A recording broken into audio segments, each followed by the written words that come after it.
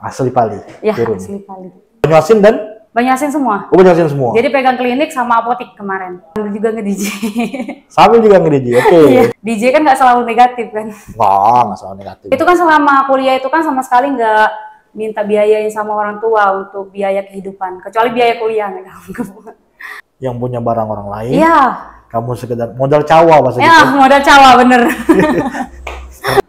Oh begitu ya. Jadi banyak nih cara cari duit Banyak. di media sosial. Karena kan skincare yang bermunculan baru-baru sekarang. Baru-baru ini. Asal kita punya modal, punya basic ke bisnis, bisa itu jual skincare sendiri dengan merek sendiri. Dengan merek sendiri. Daripada kita terus-terusan kayak sekarang kan aku cuman promosiin barang orang aja kan, skincare orang, daripada kita besarin nama orang terus, jadi kita bikin sendiri gitu. Obat kan juga orang yang bukan anak farmasi kan bisa juga bisnis obat. Tapi obat-obat yang legal ya, bukan? Iya, bukan yang ilegal. Iya, jangan yang ilegal, kebuang. Sebenarnya kuliah itu cuma sekedar membentuk pola pikir aja. Oke. Kalau menurut aku.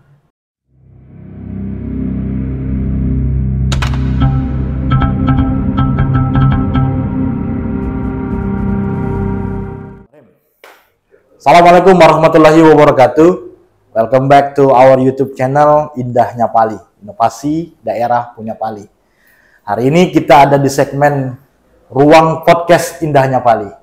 Ruang Podcast Indahnya Pali ini akan menghadirkan tokoh-tokoh inspiratif, tokoh-tokoh inovatif di bidangnya masing-masing untuk berbagi cerita sukses, cerita yang akan menginspirasi kawan-kawan semua untuk bisa menjadi pribadi yang lebih baik. Hari ini telah hadir di tengah-tengah kita sosok perempuan milenial. Dia adalah seorang selebgram, dia punya bisnis yang begitu banyak dan beragam, dan dia juga seorang apoteker. Pendidikannya di bidang farmasi mengantarkannya sebagai pembisnis juga di bidang itu, di apoteker. Please welcome Wandira Irca. Apa kabar nih? Baik, alhamdulillah.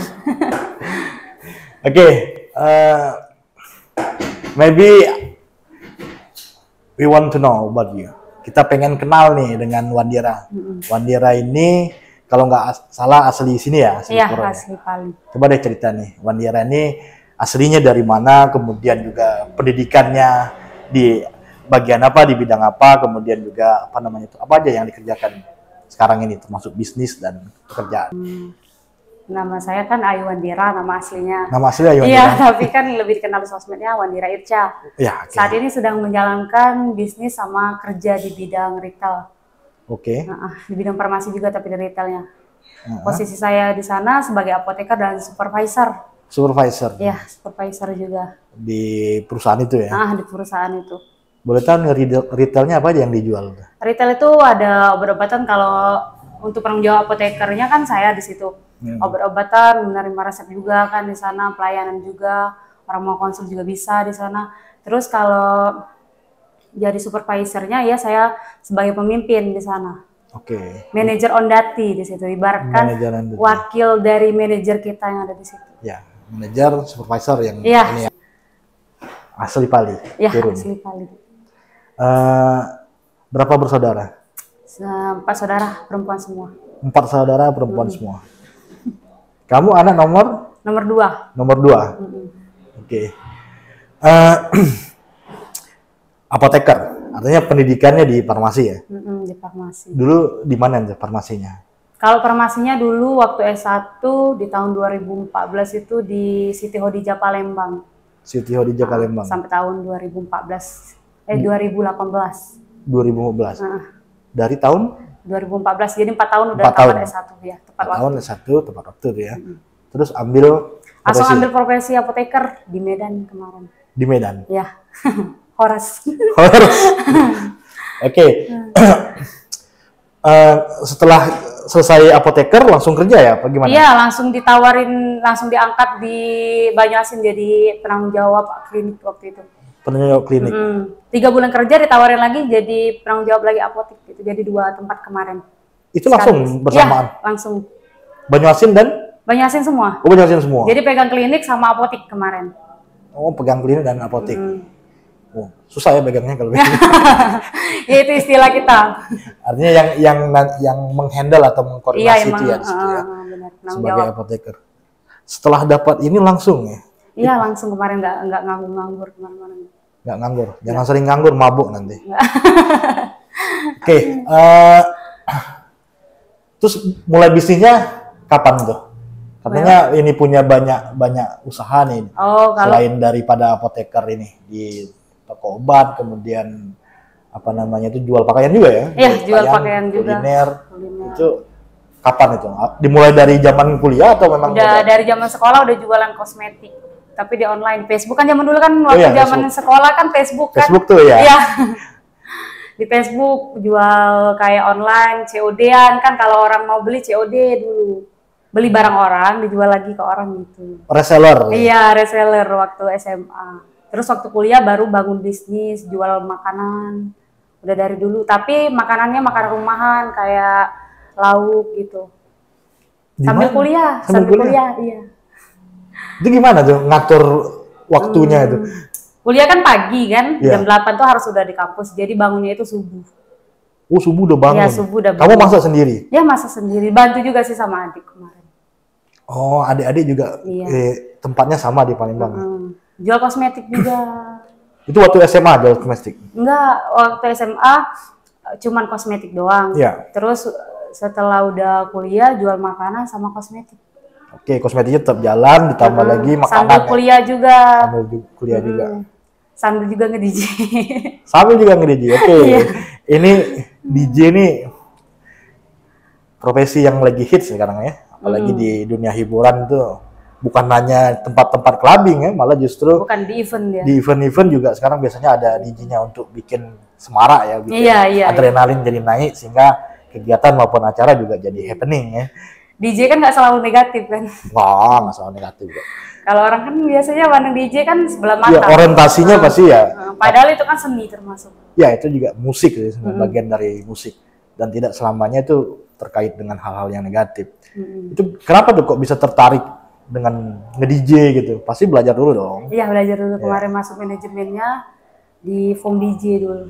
Form DJ di Palembang? Iya, di Palembang. Berapa lama belajar DJ?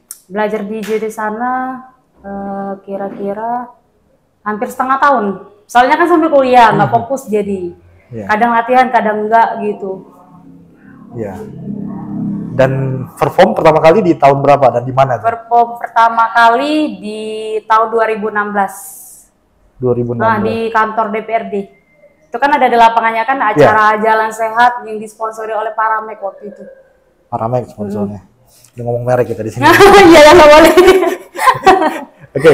Jadi ini perform pertama kali di acara Jalan Santai itu di gedung DPR provinsi ya, Jalan Selatan. Rame itu berarti ya. Kemarin ada ribuan orang nonton itu. Videonya masih ada itu di Instagram. Oke. Selain itu, apalagi pengalaman yang nge-DJ? Pernah di mana aja lagi? Pernah di sini pernah, tapi bukan aku yang main, temen aku. Oh, saat apa tuh? Ada acara coloran itu di tahun berapa ya? 2016 itu kalau nggak salah. Coloran? Coloran. Pernah entah di lapangan apa gitu di sini. Pernah. Coloran, color warna, run tuh lari. Iya, iya warna-warna gitu kan, disemprot gitu. Warna. Wah itu ini sempat sering itu di setiap kabupaten kalau nggak salah pernah ya diadakan coloran itu, rutin. Sekarang masih nge-DJ? Enggak lagi sekarang. Kapan berhentinya? Vakum itu di tahun 2017. Pas sudah perform itu udah vakum karena mau fokus skripsi. Oh, waktu itu masih kuliah? Iya, masih kuliah. Jadi kan di situ kita kalau jurusan farmasi itu kan nggak bisa sebenarnya kalau ada pekerjaan yang nyambil gitu. Soalnya dia sibuk praktek. Ya, harus praktek ya. Praktek juga skripsinya kan harus fokus di situ. Oke. Makanya vakum kemarin, sempat vakum. Terus muncul lagi di 2018, tapi bukan sebagai DJ lagi. Sebagai apa tuh? Pembisnis lagi. Oh, balik ke bisnis. Iya. Sorry, di antara tahun itu bisnis masih jalan. Iya. Yang tadi, yang makanan sama kosmetik. Iya, masih jalan. Masih jalan, terus jalan ya. Terus jalan itu sampai sekarang. Cuman DJ-nya aja yang enggak. DJ-nya aja yang berhenti. Iya. Karena skripsi ya, harus fokus di skripsi. Harus fokus itu. Skripsinya boleh tahu apa? Tentang apa skripsinya kemarin? Tentang penelitian tanaman senduduk. Untuk obat diare. Tanaman Herbal. senduduk tahu kan? Herbal berarti. Ya? Sedunduk. Senduduk tuh kalau di kita tuh keduru. Keduru. Tahu. Makin nggak tahu. Sedunduk. Keduru. Kayak gimana keduru. ini? Buah gitu. Buahnya itu kalau kita makan warnanya ungu. Oh. Iya, di gigi kita, di lidah semuanya ungu. Iya, tapi hati nggak ungu ya? Enggak. Itu apa tuh? Untuk obat apa tuh? Untuk obat diare kemarin penelitiannya. Oh, dia ngandung apa kalau boleh tahu? Tanin. Tanin. Tapi Flavonoid juga. apa? Flavonoid. Flavonoid. Oh, itu yang bikin kita stop diare. Hasil risetnya gimana? Memang bagus dia. Ya, memang bagus itu. Untuk tanaman herbalnya. Gampang caranya itu, tinggal kita seduh aja pakai air. Rebusannya. Ini gue suka nih ngomongin herbal. Jadi tanaman herbal ini memang sebenarnya dekat sama kita ya. Iya. Kita ini kalau di dusun-dusun itu rata-rata nenek-nenek zaman dulu itu kan nggak pernah tuh pakai obat warung ya. Iya, nggak pernah. Biasanya kan dia kan pakai apa namanya itu kunyit, lengkuas, jahe segala macam itu. Nah ini pandangan ini nih selaku apoteker nih yang meracik obat. Kira-kira gimana sih menurut Wandira sendiri perkembangan ini deh herbal kita ini? Karena sekarang makin kekinian, anak-anak zaman sekarang, milenial kan dia lebih suka yang instan tuh. Iya, iya. Dia kayaknya lifestyle-nya dengan herbal tuh, waduh, karena repot ya, mau ditumbuk dulu, di ini dulu. Nah ini gimana nih menurut Wandira? Iya, sebenarnya itu tuh bagus kalau mau pakai herbal dibandingkan kimia kan agak berbahaya, banyak efek samping kan. Ada residu. Ya? Banyak efek samping kalau kimia tuh. Terus juga harus petunjuk dokter sama apoteker, harus diawasin kalau obat kimia. Tapi kalau obat herbal tuh bisa kita bikin sendiri di rumah. Gampang sebenarnya, lebih gampang pakai obat herbal dan juga lebih aman di obat herbal itu. Di dapur kita kan banyak kayak kunyit, serai, itu kan banyak. Pasti ada itu. Gampang itu, kayak kita misalkan asam lambung naik, tinggal bikin aja sari dari kunyit itu kan.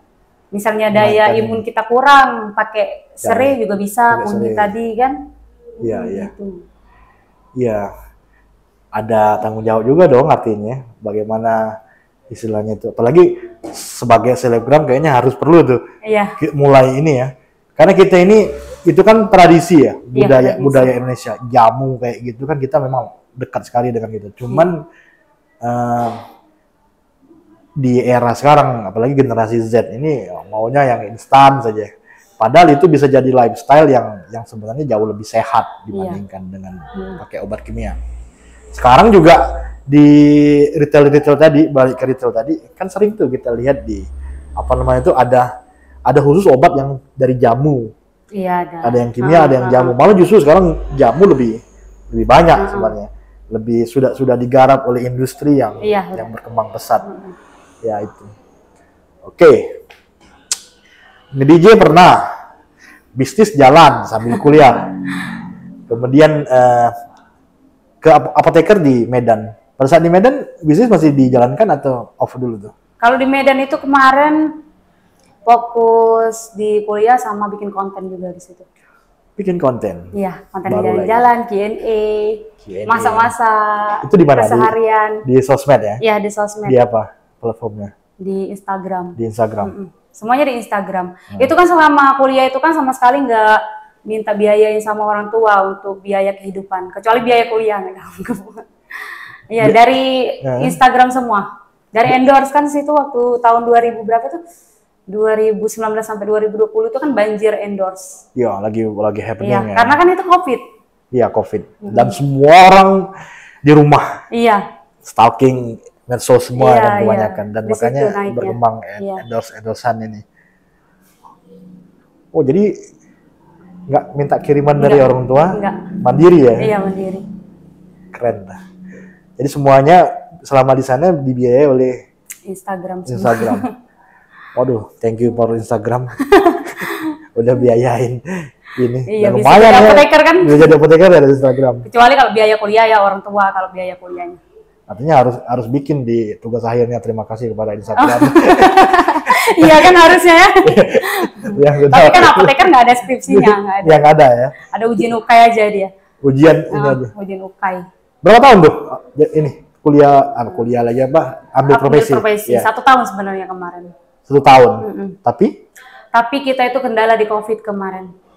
Oke. Jadi ngundur waktu jadi 2 tahun. Jadi 2 tahun. Nggak bisa pulang gitu di situ. Karena juga apoteker harus praktek ya. Iya, harus praktek. Nggak bisa online deh. Nggak bisa. Jadi gara-gara COVID nunggu juga setahun. Iya. Apoteker kan lebih ke lapangan dia. Iya, harus bener-bener ini. Nggak bisa kita pakai ngebayangin gitu ya. Nggak bisa. Harus bener dikerjain ya. Ininya itu. Resep-resepnya obatnya itu. Iya. Oke, jadi di Instagram apa tuh yang banyak di konten Instagramnya? Random kalau di Instagram itu. Oh, random ya? Random, nggak kayak orang kan fokus cuman sekedar beauty aja, misalkan fashion, nggak semuanya pokoknya. Pokoknya sabar-sabar ya. Pabrik kan. Yang penting bisa ngasilin deh. Iya. Benar. Mandi di sungai. Mandi di sungai. Iya, buat petualang. Iya, iya. Nyadap karet, ada tuh kontennya nyadap karet. Nyadap karet? Iya, tapi beneran nyadap itu. Dan bisa kamu nyadap karet? Bisa. Serius? Iya, serius. Kan berasal dari sana kan, bisa kayak sekarang kan dari karet awal mulanya. Ya. Orang tua kan kerjaannya dulu kan karet. Di karet ya. Kalau di Pali karet semua sih. Iya. Cuman kita juga nih sekarang lagi sedih ya, harganya luar biasa fluktuatif dan kita juga bergening, petani kita juga masih rendah posisi tawarnya ya di ini, sehingga harga yang didapatkan juga rendah. Tapi semoga aja lah nanti ada hal yang positif. Mungkin dari anak-anak muda seperti Wandira inilah yang mungkin nanti bisa jadi influence, mempengaruhi anak-anak muda yang lain. Ya artinya bukan berarti bisnis karet itu jadi tidak baik, tapi kan ada diversifikasi usaha ya. Iya. Ada usaha lain yang mungkin bisa dikembangkan dan mungkin jauh lebih menghasilkan. Begini, zaman sekarang ini kan, tadi udah ngomongin Instagram, sosial media. Ini kan luar biasa nih. Hampir di semua sendi kehidupan itu medsos hadir. Iya. Sosial media hadir. Mau jualan juga orang pakai medsos. Malah jauh lebih laku sekarang dibanding jualan langsung. Iya, kadang-kadang orang nggak perlu toko yang perlu sewa lagi. Nggak perlu sewa lagi. Nggak perlu capek lagi ke lapangan kan. Ya, tinggal dia bikin ini. Padahal itu kan bagian juga dari proses harusnya. Iya. Kalau lebih bagusnya itu kan di lapangan iya, di sosmed iya. Ya harus ada ya. Harusnya. Yang realnya ya. Gimana ini setelah misalnya tadi dapat apa namanya itu penghasilan dari medsos, bisa jadi apoteker, sekarang juga aktif di apa namanya di Instagram. Apa nih pengaruhnya menurut Wandira nih terkait dengan bisnis sama kehidupan yang dijalani? Pengaruhnya tuh besar banget loh. Besar banget ya. Alhamdulillah. Apa aja tuh pengaruhnya? di apa aja nih? Kalau di bisnis gimana?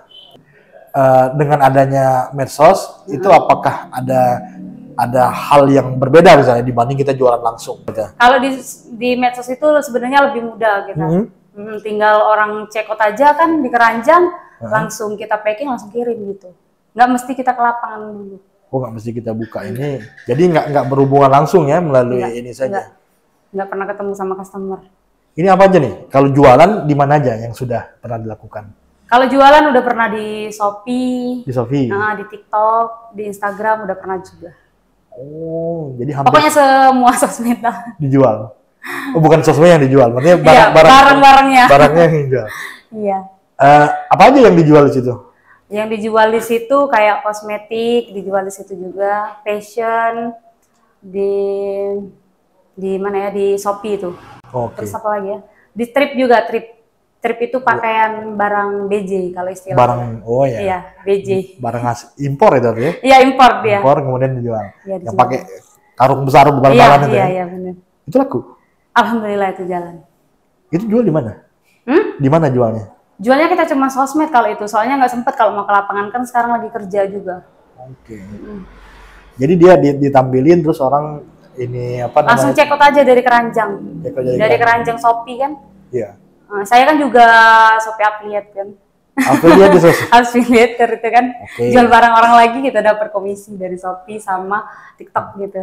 Oh, jadi barang orang yang dijual. Iya. Itu dimasukkan dalam ini kamu berarti ya, dari akun Shopee-mu. Iya, dari akun Shopee kita. Otomatis dia dari ini tinggal kita klik-klik aja barang apa yang kita mau jual kan, nanti orang check out dari kita. Yang packing semua orang Shopee, orang yang punya tenan itu bukan kita. Dan kamu dapat uang? Iya, dapat uang. Dapat fee lah istilahnya. Iya, dapat. Kalau satu orang check out, misalkan fee-nya itu dalam satu produk itu, misalkan 10%, ya udah kita dapat 10% dari harga itu, misalkan 100.000 ya 10% dari 100.000 itu kita dapat satu orang check out. Yang punya barang orang lain. Iya. Kamu sekedar modal cawa bahasa gitu. Ya, modal cawa bener. Keren. Oh itu affiliate di Shopee, TikTok segala macam itu dibuka ya? Dibuka, tapi syaratnya itu kan nggak mudah juga, banyak juga yang harus kita lewati tahap-tahapnya. Dan memang harus punya pengaruh ya. Iya. Kalau dia berpengaruh, punya influence, artinya banyak juga yang datang ke akun kita, itu juga bener. jadi ini ya, banyak yang beli untuk ini. Oh begitu ya. Jadi banyak nih cara cari duit. Banyak di media sosial ini. Semuanya udah dicoba itu. Udah kamu coba semua. Oke. Apa nih next stepnya?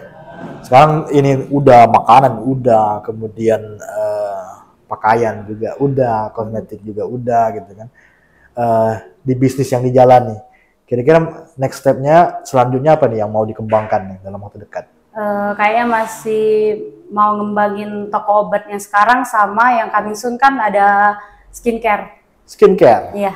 Mau bikin branding sendiri? Iya, mau bikin branding sendiri. Oke. Itu menjanjikan ya? Iya, menjanjikan juga. Ini apa nih langkahnya kira-kira? Sekarang kan udah di konsep semua tuh kan, labelnya pokoknya udah kita konsep semua, udah dihubungi juga orang pihak dari pabrik yang di Jakarta itu ya. Itu kan langsung mereka semua yang urus, kayak izin BPOM-nya itu mereka semua, komposisinya, packingnya semua mereka juga yang urus. Uji labnya semuanya. Uji lab semuanya mereka yang urus. Gitu ibaratnya. Apa? Perusahaan yang bikin brand orang itu. Oh gitu. Kayak banyak kan skincare yang bermunculan baru-baru sekarang. Baru-baru ini. Asal kita punya modal, punya basic ke bisnis, bisa itu jual skincare sendiri dengan merek sendiri. Dengan merek sendiri. Daripada kita terus-terusan kayak sekarang kan, aku cuman promosiin barang orang aja kan, skincare orang, daripada kita besarin nama orang terus, jadi kita bikin sendiri gitu. Karena kita udah bisa. Tapi masih coming soon itu ya. Masih coming soon. Lagi ini ya. Lagi di project kan. Iya, lagi project kan. Soalnya kan nggak mudah modalnya kan, kita harus gede juga itu modalnya. Iya, lumayan ya. Lumayan, masih ngumpulin lah istilahnya. Ngumpulin modal buat ini. Iya. Buat bikin skincare itu. Tapi kalau udah jalan, lumayan juga. Iya. Karena sekarang kan semua kan butuh skincare. Semua butuh skincare. Iya. Butuh skincare untuk apa? Untuk tampil di medsos. Iya. Kan begitu. Karena medsos tergantung kebutuhan masing-masing. Ada yang mau cantik depan suaminya aja gitu. Oh gitu. Kalau kamu? Di seluruh. Di seluruh. Ya. Oke. Begini. Ini ada apa namanya, nanti saya minta pandangannya Wandira. Ada fenomena yang banyak terjadi nih terkait dengan bisnis yang berkaitan dengan medsos ya, sangat berkaitan. Affiliate tadi yang dibilang. Iya. Ada istilah fenomena yang dikenal dengan FOMO. FOMO itu fear of missing out. Jadi ada apa ya, kayak orang-orang di medsos itu pengen ngikuti trendingnya. Begitu trending, pokoknya gua harus ikut. Harus ikut, ya. Trending. Padahal dia nggak tahu, nggak punya literasi. Dia nggak tahu resikonya apa. Nggak tahu resikonya apa. Nah, yang belakangan terjadi ini yang benar-benar happening di Indonesia itu contohnya adalah perdagangan saham, kemudian trading. Yeah. Itu kan banyak yang akhirnya affiliate influencer yang di ini mereka mempromosikan itu, ternyata itu ada skema Ponzi istilahnya. Yeah. Jadi yang duluan makan yang belakangan gitu. Jadi tidak ada benar-benar bisnis yang ada di situ. Jadi kalau kita duluan, yang belakangan ini nggak akan dapat, karena dia dapatnya dari yang duluan, dapat yang dari belakangan. Gitu. Iya, benar. Itu skema Ponzi itu. Nah ini terjadi, artinya ini juga happeningnya terjadinya itu pada saat masa pandemi. Pandemi itu di mana orang banyak di rumah, stalking medsos, kan ngelihat YouTube, Instagram, TikTok segala macam. Nah karena kerjaannya ini hanya di rumah aja, mikir nih dengan gitu kan dapat kayak semacam dapat ide. Bagus nih. Akhirnya apa? Yang barang-barangnya dijual, bisnisnya mungkin selama ini yang jalan itu agak mandek dijual untuk beli saham. Nah ketika itu kan akhirnya itu kan nggak ada hasil yang benar-benar ada. Jadi rugi dan akhirnya itu menjadi laporan banyak di ini. Nah ini yang terjadi di ini. Pandangan Mandira sendiri nih terkait bisnis ini supaya nanti nggak terjadi nih di kawan-kawan kita anak-anak muda yang ada di Pali terutama terkait jangan cari jalan instan ini. Iya. Iya. Apa tuh? Mending nggak usah aja kalau yang mau jalan instan gitu. Itu kan efek ininya nggak bagus dan juga resikonya tinggi kan. Ya tapi itulah ya memang karena memang literasi ini kita juga kurang ya. Iya, mending nggak usah aja, mending kita bisnis yang real aja kan. Kan bisa kita buka bisnis yang kecil-kecilan kayak jual barang online lagi jadi reseller itu kan bisa. Udah jelas barangnya ada. Iya, udah jelas barangnya, udah jelas hasilnya daripada kita ngikutin kayak gitu nanti kita ketipu. Iya. Ujung-ujungnya laporan kan ini salahin orang itu padahal dia sendiri yang mau ikut. Ya, akhirnya nggak balik modal juga kan karenanya ini. Ya itulah banyak sih yang sebenarnya yang terjadi itu ada FOMO, terus juga ada yang ini nggak di pandemi aja, malah justru istilahnya apa? Monkey business. Iya. Monkey business ini yang paling terkenal tuh pertama adalah batu akik. Oh. Jadi monkey business ini adalah bisnis yang sebenarnya bukan barang primer, bukan yang benar-benar dibutuhkan, tapi dia happening, jadi meningkat. Contoh batu akik itu. Batu akik itu kan dia happeningnya tahun 2014 kalau nggak salah, ketika SBY kasih batu akik kepada Obama gitu kan, orang lihat jadi harga batu akik itu melunjak tinggi. Tapi kan itu kan nggak akan sustain, dia nggak akan berlanjut dan hanya 1 tahun kemudian drop lagi. Kalau waktu zaman itu kan di Palembang itu banyak ada pasarnya ya, di pasar dekat sini itu kan ada pasarnya itu malah. Tapi kan itu jadinya kan dia hanya setahun. Yang kasihan adalah yang ikut-ikutan. Dia udah beli banyak batu, ketika mau dijual harganya drop. Sama halnya kayak bisnis kan, banyak orang yang ngikut. Kayak bisa apa aja, orang pada ngikut kan ujung-ujungnya yang ngikut nggak jadi apa-apa karena jadi udah ada yang atur kan itu, malahan yang lain ikut-ikutan. Gitu. Menurut kamu nih, kira-kira bisnis apa nih yang bisa sustain nih, maksudnya yang bisa bertahan? Kalau tadi itu yang monkey bisnis ini kan banyak nih, batu akik, kemudian gelombang cinta, janda bolong, gitu ada itu kan semua. Ada apa namanya itu? Tanaman bunga, janda bolong nggak salah namanya juga udah di branding begitu. Itu kan dia naik terus langsung drop. Banyak itu ini dulu ada ikan lohan gitu kan. Oh iya. Ya kan bisnis-bisnis yang happening tapi sesaat tidak sustain dan yang kasihan yang belakangan baru mau ikut udah tanam modal banyak ternyata nggak ada harganya lagi. Nggak ada hasilnya. Iya hasilnya. Gimana nih menurut Mandira nih selaku pebisnis? Kira-kira apa nih bisnis yang bagus nih untuk anak muda yang bisa sustain gitu? Bisnis kuliner. Ya, karena semua orang butuh makan. Iya, semua orang butuh makan. Dari bangun pagi sampai tidur lagi butuh makan. Butuh makan. Sama obat juga. Obat ya, obat pasti. Obat berkembang sekali. Bisnis kuliner ya, yang justru. Obat kan juga orang yang bukan anak farmasi kan bisa juga bisnis obat, asalkan mereka punya modal. Ya, dia invest ya. Nggak buat sendiri. Juga bikin bisa. sendiri usahanya bisa itu. Bisa, asalkan penanggung jawabnya itu kalau toko obat kan harus pakai asisten apoteker yang S1 farmasi kan, kalau dia apotek harus apoteker sama asistennya juga gitu. Tapi obat-obat yang legal ya, bukan? Iya, bukan yang ilegal. Beda itu.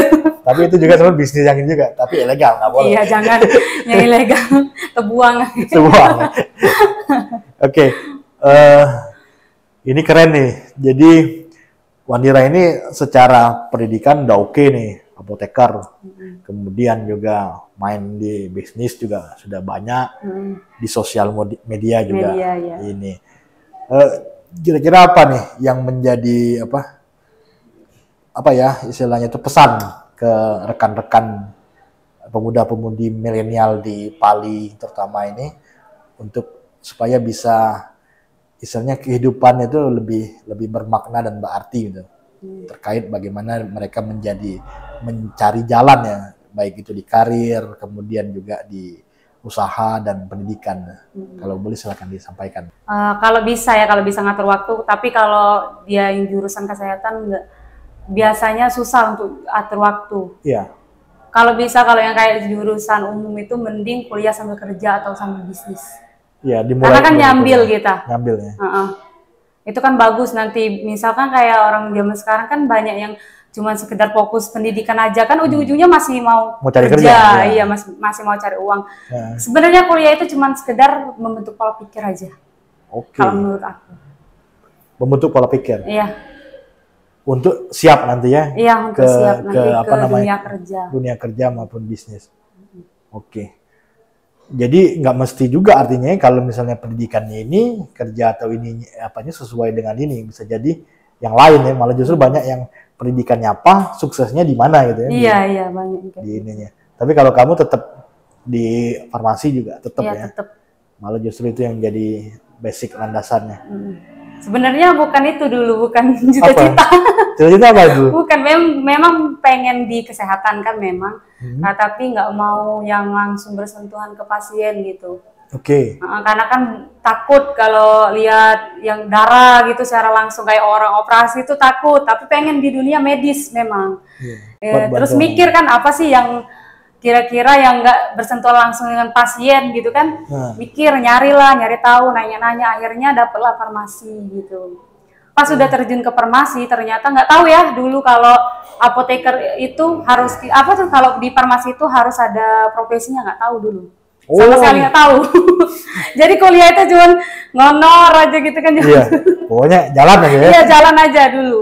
Sebelum itu kan terus lama-lama ngerti sendiri pas itu. Ngerasa kayak salah jurusan di awal. Terus lama-lama mencintai jurusan sendiri kan akhirnya sekarang. Iya. Makanya selalu bikin aku cinta apoteker, selalu dibikin itu di buku supaya tumbuh ya. Tumbuh rasa cinta itu. Apoteker yang dicintai. Iya, apoteker. Selain itu nggak ada? Nggak ada. Cowok nggak ada. Wah, langsung ngomong cowok nggak ada. Curhat ini kayaknya. Iya, artinya dulu tuh rasanya ada pengen kuliah di jurusan yang bisa bantu orang. Iya, yang bantu orang. Yang bantu orang kan, secara medis. Tugas yang mulia gitu pengen, tapi nggak mau yang bersentuhan langsung karena takut darah segala macam. Takut lihat darah kan, orang kayak luka-luka gitu takut liatnya. Kalau jadi dokter, jadi perawat kan dia tuh harus nggak sanggup. Apalagi jadi bidan tuh. Iya, itu hebat loh mereka bisa itu kan. Kayak bidan, perawat, dokter tuh hebat loh mereka sampai nggak takut lihat darah, lihat orang jahit itu kan hebat mereka. Dan kamu mau tetap bantu, akhirnya di apoteker, hanya jadi bagian obatnya. Di obatnya. Tapi pada saat masuk bingung juga ya. Iya, bingung juga ini aku ngapain gitu kan. Pas praktek itu kan bingung, kita kan juga prakteknya ternyata kita juga pakai mencit waktu di farmasi. Ya, mencit. Nggak taunya pakai di belah-belah juga kayak orang operasi gitu. Itu nggak pernah terlalu minggat dulu kalau ada praktek kayak itu. Kamu minggat? Iya. Semua orang kan nggak nyangka kalau aku bisa jadi apoteker gitu. Kok bisa nih anak jadi apoteker gitu kan? Padahal dulu waktu kuliahnya bandel banget. Iya, dia kan harus lihat sistem organ kan. Iya. Pengaruh obat itu masuk kemana? Iya. Di mencit biasanya kalau nggak mencit tikus putih yang dipakai. Katak kalau nggak gitu. Iya, katak juga pernah. Iya. Dan kamu nggak ikut itu? Ikut, tapi kadang nggak pernah ikut prakteknya langsung, ada di belakang gitu. Di belakang aja ikut. Oke. Karena ngerasa salah jurusan tadi kan. Iya. Makanya diinin terus kan. Kayaknya dia memframing diri sendiri supaya bisa cinta apoteker gitu kan, terus-terusan kayak gitu supaya aku mencintai profesi aku. Mencintai profesi itu. Akhirnya sekarang mencintai, benar-benar mencintai. Dan nggak mau pergi dari farmasi gitu. Oke. Udah berapa nih toko obat yang sudah dibuka? Baru satu. Baru satu yang ada di sini ya? Kalau yang di sana kan penanggung jawab aja. Penanggung jawab ini di situ.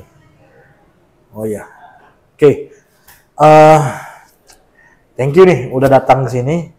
Udah banyak cerita yang kita hadirkan yang saya rasa pasti sangat menginspirasi anak-anak muda di Pali. Sukses untuk bisnisnya, sukses juga untuk project skincare-nya ke depan. Amin. Semoga itu jadi berkembang dan memang segera bisa diwujudkan ya di ini.